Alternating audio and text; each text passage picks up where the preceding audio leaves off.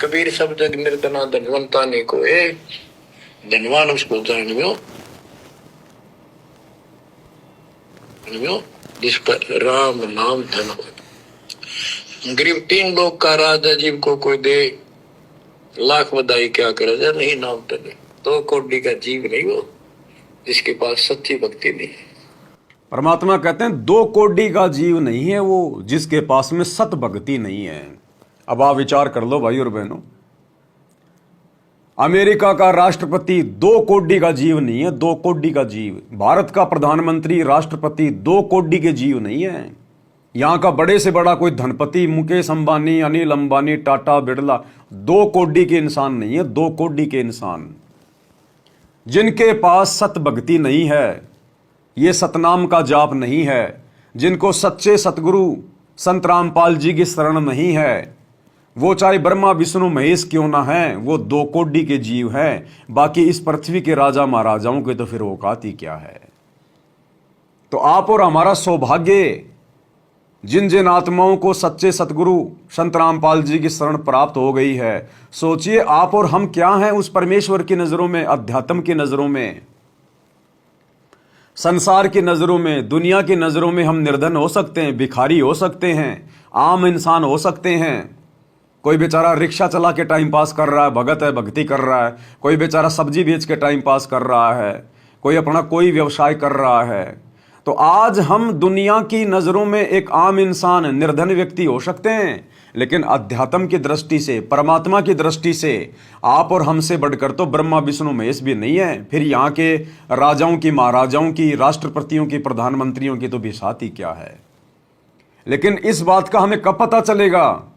जब हम त्रिकुटी पर खड़े होंगे, शरीर छोड़ने के बाद जब हम त्रिकुटी पर होंगे, जिस समय धर्मराज के वहां पर हमारा अकाउंट हो रहा होगा कि भैया मनुष्य जन्म दिया था, क्या लेके आया, भक्ति की या नहीं की, शुभ कर्म किए या नहीं किए, दिखा तेरा थैला इसमें क्या लेके आया है। उस समय पता चलेगा। ये बड़े बड़े धनपति, कुबेरपति, फैक्ट्रीपति, बड़े बड़े नेता, मंत्री, प्रधानमंत्री, ये वहां पर मुंह लटका के खड़े होंगे लाइन में, मुंह लटका के। इनके पास एक फूटी कोड़ी भी नहीं होगी भक्ति की, और यहाँ का सांसारिक धन इनका यहीं पड़ा का पड़ा रह जाएगा। और भगत वहां पर बिल्कुल सीना तान के खड़ा होगा वहां पर कि भाई मैंने तो भक्ति की है परमात्मा की, मेरे पास तो भक्ति धन है। उस समय पता चलेगा भगत को कि तूने पृथ्वी पर रहकर क्या कमाई की, तूने कितना बड़ा भक्ति धन जोड़ा। गुरुदेव ने हमें जो भक्ति दी उसकी कितनी वैल्यू है, कितनी उसकी कीमत है। वह राजा महाराजाओं को पकड़ पकड़ के उनको नरक में ठोका जाएगा, गधा कुत्ता शुअर बनाया जाएगा, और भक्तों का आदर सम्मान किया जाएगा। वहां पर भक्तों की जय जयकार होगी, आदर सम्मान होगा भक्तों का। यानी भक्तों को कोई कष्ट नहीं होगा, कोई नरक में नहीं डाला जाएगा, 84 में नहीं डाला जाएगा। और हमारे साथ तो वैसे भी परमात्मा रहेंगे, क्योंकि हम तो सत भक्ति कर रहे हैं। हमें फिर परमात्मा धर्मराज के वहां से अकाउंट पूरा करवा के फिर अपने विमान में बैठा के सीधे सतलोक लेकर जाएंगे। तो भाई और बहनों, ये भक्ति सूक्ष्म है। हमने ये नहीं सोचना चाहिए कि मैं भक्ति कर रहा हूं, पता नहीं मेरा भक्ति धन जमा हो रहा है नहीं हो रहा है, विशेष कोई प्रभाव दिखाई नहीं दे रहा है, ऐसा विशेष कोई लाभ, कोई प्रत्यक्ष चमत्कार हो नहीं रहा। तो हमने ये नहीं सोचना चाहिए। आजकल मोबाइल में फोन पे से लोग पैसे डाल देते हैं, गूगल पे से, पेटीएम से लोग पैसे डालते हैं। अब जब मोबाइल में पैसे आते हैं तो दिखाई नहीं देते हैं। आपके फोन पे अगर कोई 5 लाख रुपए डाल रहा है तो 5 लाख रुपए की यदि आप गड्डी बनाओगे 500 की, तो इतनी मोटी हो जाएगी। अब बताओ, आपके मोबाइल का वजन तो है 100 ग्राम।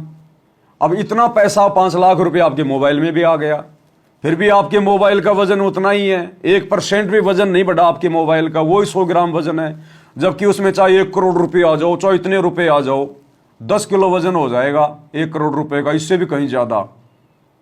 फिर भी आपके मोबाइल का वजन नहीं बढ़ रहा, और 1 करोड़ रुपए भी आ गए उसमें, इतना उसमें धन भी आ गया। तो वो सूक्ष्म रूप से आ रहा है। इसी प्रकार ये भक्ति, सत भक्ति सतगुरु रामपाल जी भगवान ने जो हमें दी है, ये सूक्ष्म है। हम ऐसे दिखाई देंगे। भगत अगर सांवड़ा है तो सांवड़ा ही रहेगा, भगत अगर गोरा है तो गोरा ही रहेगा, भगत के अगर सामने के दांत टूटे हुए, बूढ़ा हो गया तो वैसा ही रहेगा। कोई विशेष बदलाव, विशेष चेंजेस नहीं आएगा। लेकिन हमारी आत्मा के अंदर वो भक्ति धन जमा हो रहा है। वो सूक्ष्म रूप से डिपॉजिट हो रहा है, और वो भक्ति धन हमारे पास में डिपॉजिट हो चुका है। कैसे पता चलेगा? जब भगत के ऊपर संसार में रहते सहते कोई आपदा आएगी, कोई विपत्ति आएगी, कोई संकट आएगा, यदि कोई वो कर्म की मार आएगी, तो परमात्मा उसको हल्के में टाल देगा।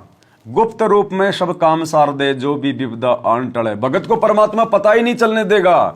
उस आपदा के टलने के बाद में भगत को पता चलेगा कि आज यदि मैं सतगुरु की शरण में नहीं होता तो आज मेरे ऊपर पहाड़ टूटना था, पहाड़।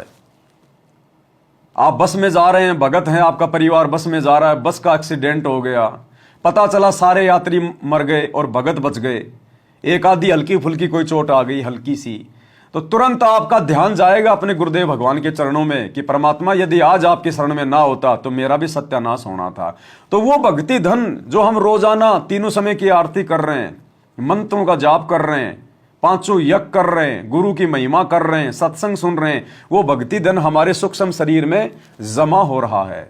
और जब यहां कोई आपत्ति आएगी तो उस समय उस भक्ति धन से सतगुरु हमारी रक्षा करेगा, सहायता करेगा। जैसे मोबाइल में 20 लाख रुपए आ गए, आपको तो नहीं पता चल रहा, हालांकि वैसे हम देख सकते हैं, वो बात अलग है, लेकिन वैसे मतलब वजन के हिसाब से तो नहीं पता चल रहा।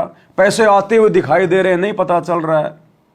लेकिन जब इंसान को जरूरत पड़ेगी, जब कोई उधार मांगने वाला आएगा, भैया मेरे 2 लाख रुपए दो, या आपके घर में कोई प्रोग्राम आ गया, आपके वहां पर 2 लाख रुपए जो है वो खर्च होने हैं, उस समय आपके मोबाइल में पैसे हैं या नहीं है, उस समय पता चलेगा। तो जिसके मोबाइल में पैसे होंगे तुरंत वो तो फोन पे ऑन करके 2 लाख रुपए अगले को भेज देगा। तो उसके मोबाइल में 2 लाख रुपए थे और वो मुसीबत के समय काम आ गए। और जिसके मोबाइल में पैसे नहीं हैं, वो चाहे फोन पे को कितना ही खोल के कितना ही देखता रहे, वो no balance, no sufficient balance, वो यूं ही दिखाता रहेगा। तो यहां हमें कब पता चलेगा कि हमारे पास भक्ति धन जमा हो रहा है नहीं हो रहा है? जब हमारे ऊपर छोटी मोटी कोई आपदा आएगी और परमात्मा उसको हल्के में टालेंगे। जहां लोगों की जान जा रही है वहां भगत को कोई फर्क भी नहीं पड़ रहा, ऐसे में पता चलेगा। और त्रिकुटी पर जब हम धर्मराज के दरबार में सतगुरु के साथ में खड़े होंगे, उस समय पता चलेगा कि हमारे पास में कितना भक्ति धन है। और तीसरी स्थिति होती है ज्ञान आधार की। यदि आप सतगुरु के द्वारा बताई गई मर्यादाओं में रह के भक्ति कर रहे हैं, इन मंत्रों का जाप कर रहे हैं, तो फिर आपको कोई टेंशन नहीं होनी चाहिए कि भक्ति धन जमा हो रहा है या नहीं हो रहा है। फिर तो आपने केवल अपने गुरुदेव के वचनों पर विश्वास करना है कि मेरे गुरुजी ने जो कह दिया वो फाइनल है, पत्थर की लकीर है, इसके बाद मुझे किसी और प्रमाण की जरूरत नहीं, किसी और शास्त्र की जरूरत नहीं है। तो ये तो लास्ट की स्थिति है भाई और बहनों। जब हम इस ज्ञान से इतने ज्ञानी हो जाएंगे, अपने गुरु पर इतना दृढ़ विश्वास करने लग जाएंगे, फिर ये शास्त्र हमारे लिए विशेष नहीं होंगे। इन शास्त्रों का हमारे जीवन में कोई महत्व नहीं रहेगा।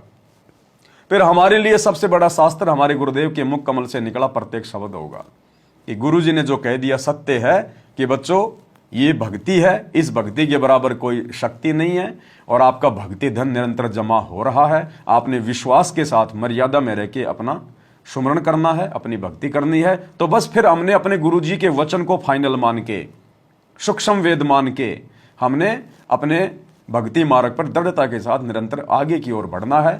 फिर वो भक्ति धन जमा है या नहीं है, कहां जमा है, कब उसका परमात्मा प्रयोग करेगा, कब नहीं करेगा, वो परमात्मा का काम है।